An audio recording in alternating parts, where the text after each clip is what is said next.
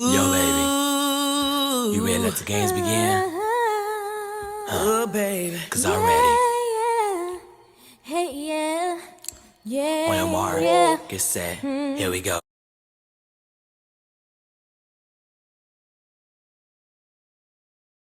Look, Honey.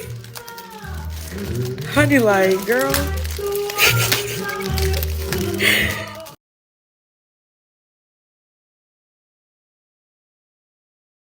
Look, Honey.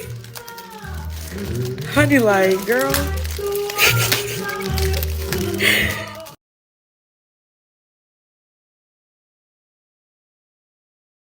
Look, Honey. Honey, like, girl.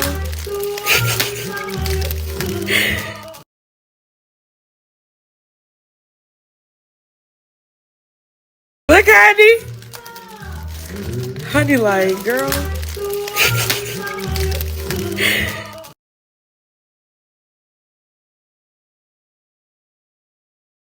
Look, Honey. Honey, like, girl. I'm gonna put a screenshot of the logo on my phone. When you sign up for the Zip app, you pretty much pay in 4 installments. So the first installment, they're going to take out your bank account, whatever bank account you link. They don't accept prepaid cards, so you have to link a regular bank account. They don't accept prepaid card. I think you can link Chime, but you can't link Chase. I mean, you can link Chime, but you can't link Cash App. It don't accept Cash App, or you're going to use your regular bank account. Now, once you sign up with Zip, you're able to pay for your transaction anywhere your heart desires. You're going to be able to pay with 4 installments. That's why I like Zip, because I can go into any store and pay in 4 installments. So, for instance, $157, I had to put down, they had to take $51 out of my bank account, and then I have 3 more payments of $51 to pay off my transaction. So, if you want to save money, instead of doing layaway, which layaway is pretty much non-exempt. They don't even do layaway no more. This is kind of like layaway, but you actually get your items before you get home. Layaway, you couldn't pick up your items until after you pay off your final balance. This, you get all your items now, and you just make payments on it for the next 3 weeks. So if you're trying to go school shopping for your kids and you're short on money, or you might not have a whole $157 to spend now, sign up with the Zip app. I also paid for Zip when I went to Marshall's too. So inevitably, I got over $200 worth of stuff that I was able to take home.